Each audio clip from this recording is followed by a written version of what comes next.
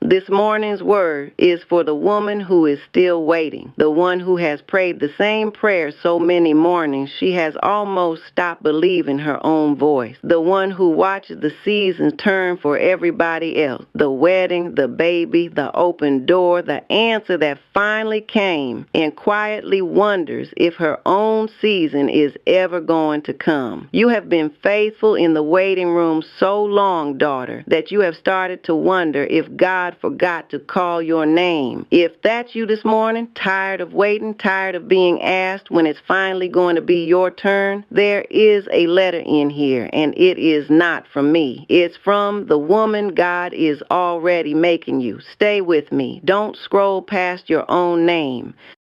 I'm not going to rush you past the waiting. Waiting is one of the hardest assignments God ever gives a faithful heart, and yours has been carrying it a long time. So let me say the quiet part out loud with you, because pretending it doesn't hurt has never healed anybody. You are tired. Hope held off this long has a way of making the heart sick, and some mornings it feels easier not to hope at all than to lift it one more time and watch nothing change. Let me sit in that with you before I move you anywhere.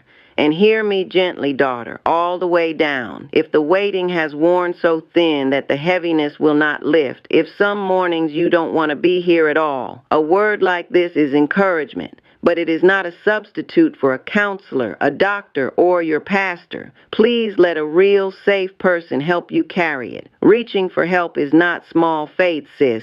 It is wisdom, and God is not ashamed of you for needing it. Now hear this, a delay is not a denial, and a long wait is not a closed door. God is not slow. He is at work, even now, even here, even in the quiet. If the woman God is already making you could sit down across from you this morning, both your hands around the same warm cup, the house still quiet, here is what she would want you to hear. She made it, not because the wait suddenly ended in a week, but because she found out what God was actually doing in all those long, silent mornings. The first thing she'd tell you is this: I thought the whole point was the thing I was waiting for. I thought God was just being slow about handing it over. And then I looked back, and I saw it. He was never withholding. He was working. The whole time I was begging him to change my circumstances, he was busy finishing something in me. She'd tell you the waiting was never wasted, not one morning of it.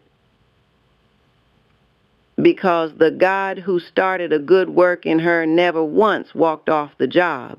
And hear me, daughter, because here is where I will not lie to you. I'm not promising you the thing you've been waiting for lands this week. The door, the ring, the call, the season finally turning. That is not the payload of this letter, and any voice handing you a forecast and calling it faith is selling you something. What I am telling you is what is already true this morning. God is not finished with you. He has not set you down. The good work he began in you, he is still doing, faithfully, gently, every single day of the wait. And there is one verse, the woman God is making, you keeps coming back to. On the mornings, the waiting gets heavy. Here's the verse she keeps. It's in Philippians chapter 1, and you have to hear where it sits because the context is the gifts. Paul is writing this letter from a prison cell, chained, waiting, not even sure how his own story ends. And instead of complaining, he overflows with thanks for the people he loves. He tells them that every time he prays for them, he prays with joy. And then he says the thing, Philippians 1 verse 6, and I am sure of this, that he who began a good work in you will bring it to completion at the day of Jesus Christ. Sit with that, daughter. He who began a good work in you. God started it. You didn't, which means finishing it was never your job to perform, and he will bring it to completion. Not might, not if you wait well enough or pray hard enough, will, and hear when it gets completed at the day of Jesus Christ. So this good work is not the husband or the house or the answer you circled on your prayer list.